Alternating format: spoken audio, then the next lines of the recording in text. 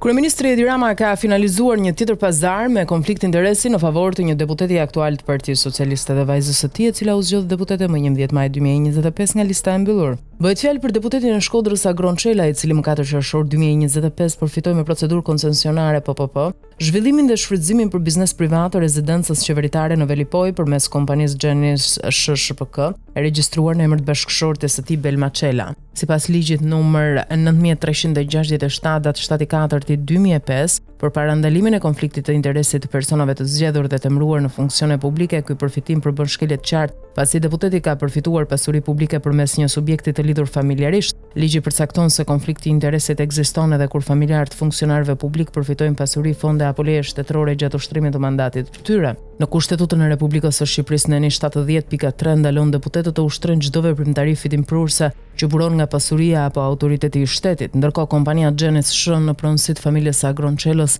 përfitoi rezidencën qeveritare në Velipoj me një sipërfaqe prej 1200 m2 ndërtim dhe 6900 m2 park pyjor Buzdetit, bazuar në një firmë të vet kryeministrit. Kjo përbën rast tipik të shkeljes së ligjit dhe kushtetutës, për të cilën kuvendi përmes këshillit të mandateve ka detyrimin të nisë menjëherë procedurat për heqjen e mandatit të deputetit Agron Çela, po ashtu Komisioni Qendror i Zgjedhjeve përkatësisht kryetari Ilirian Celibashi ka detyrimin të mos certifikojë mandatin e vajzës së tij Genis Çela për shkak të konfliktit të interesit. Ligji e shtrin zbatueshmërinë edhe ndaj personave të zgjedhur, duke i përfshirë në ndalimin për përfitime indirekte nga pasuria publike menjëherë pas zgjedhjes së tyre. Nëse KQZ, kuvendi apo institucionet e tjera vendosin të injorojnë këtë rast, atëherë do të jetë opozita e përfshirë PD-n dhe grupimet aleate që do ta çojnë çështjen në gjykatën kushtetuese apo edhe në Komisionin e Venecias. Përtej kësaj, kompania Genis SHPK, e cila mban emrin e vajzës së deputetit dhe tashmë deputetes së zgjedhur, rezulton e përfshirë edhe në dosjen penale të aferës Çezdia, ku është dokumentuar përfitimi i padrejtë i 168 milion lekëve.